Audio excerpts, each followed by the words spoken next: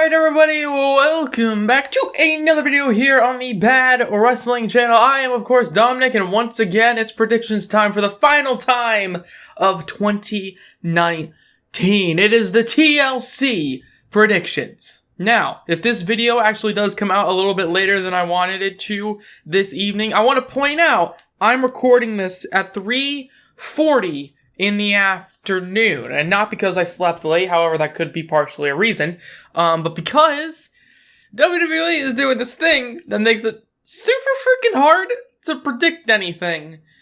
They have decided, I guess Vince McMahon in his wacky ways, you know, the same guy who wanted 2 out of 3 falls for every freaking match on Raw and SmackDown, that same guy, he decided instead of promoting the show based on the matches, he's, I guess, promoting shows because, like, there's a show, so it's like, if you want to watch a show, you can watch it, but because it's TLC, not necessarily because there's Bray Wyatt versus The Miz on it, and he doesn't announce the matches, and it's dumb.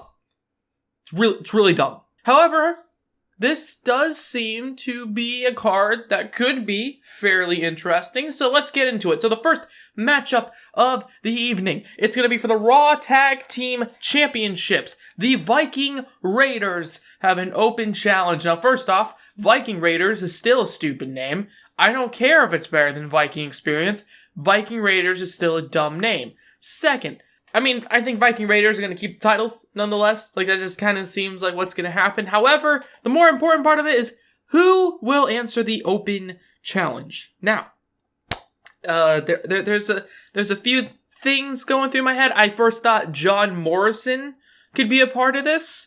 But the only real tag team I can really think that he was ever in was John Morrison and The Miz. But The Miz is fighting in the main event, so I don't think it's going to be that. So, I don't know, the OC? Just kind of a guess at this point. Either way, though, the Viking Raiders, they're going to still be Raw Tag Team Champs, as far as I can tell. But will the SmackDown Tag Team Champions change hands? It's the New Day coming in as the champions versus the Revival. Now, I don't think the Revival are going to win this. I think WWE understand that the Revival are gone. Like, the New Day, they're obviously company guys. It's company guys versus anti-company WWE guys. And I think it's just going to be the New Day that wins, you know, because the Revival just aren't going to, they're probably not going to re-sign any contracts. They're probably not going to do anything like that. So the New Day, I think, are going to retain the SmackDown tag titles, and then the Revival are just going to kind of get jobbed out until their contracts expire. Following that, it's the Lana and a pole match. The ladder match for the divorce. I guess a tables match, because this whole feud was based on tables and stuff. It's almost as iconic as the Natalya Ruby Riott match in terms of table importance. Yes, it's Rusev versus Bobby Lashley, and God, I want this to end so badly, but, like, I know it's not. Like, a part of me is just knowing that this is not the blow-off. So, because of that, I think Bobby Lashley's gonna win. Rusev's another one of those guys that's like, I don't know if he's gonna re-sign. Like, Lana re-signing really shocked me. But Rusev, a part of me is thinking he's just gonna leave.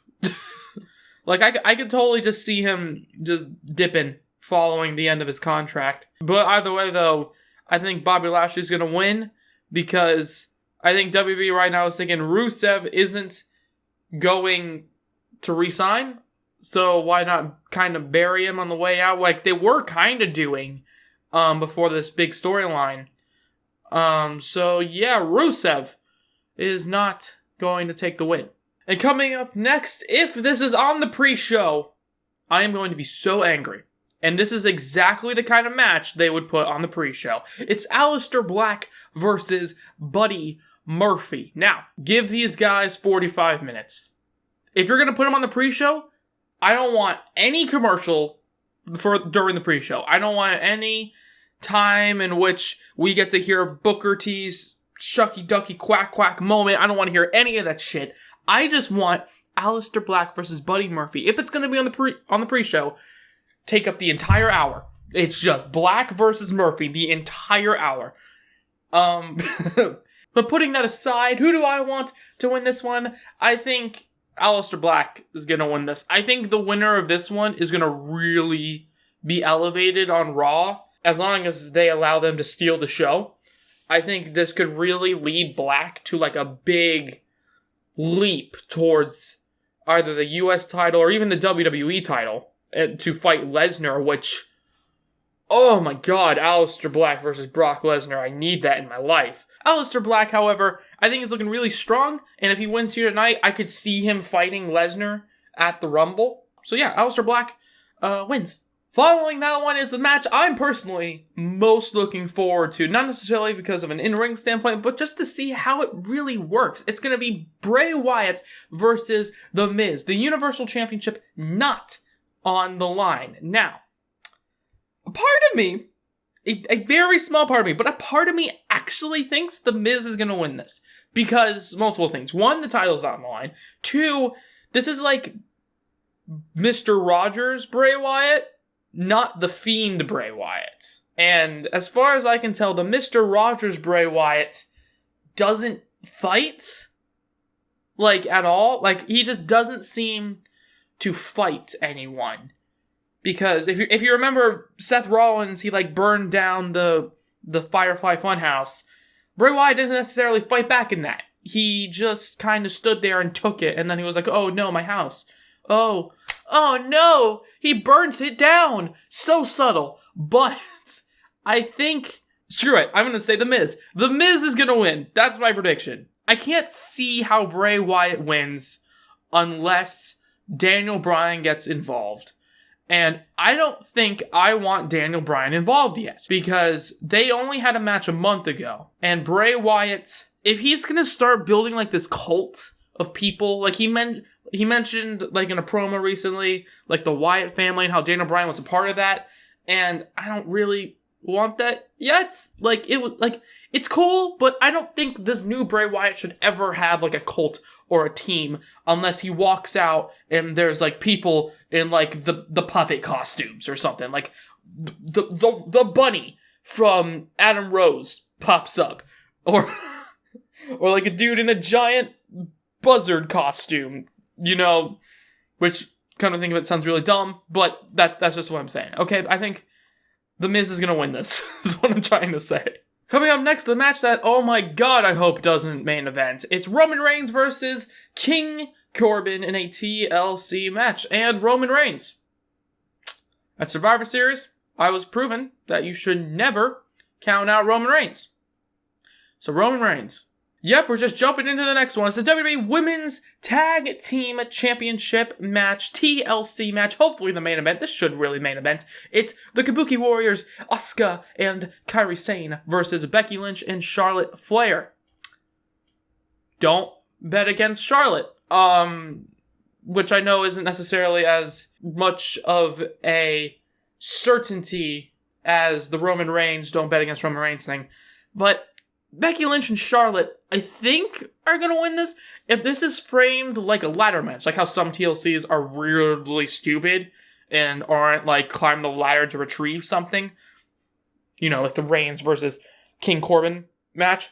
If this is like you have to climb the ladder and retrieve the women's titles, I think Becky Lynch and Charlotte make the most sense, because Asuka and Sane, they're going to have to lose eventually.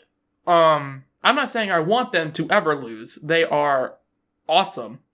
They are like the Io Shirai's of the women's tag division. It's really cool. And I'm not saying that just because they're like Asian people. It's just they're really cool. And I think like Becky Lynch and Charlotte, like they're the top women Okay, behind Ronda Rousey, whenever the hell she gets back. Becky Lynch and Charlotte are the top people.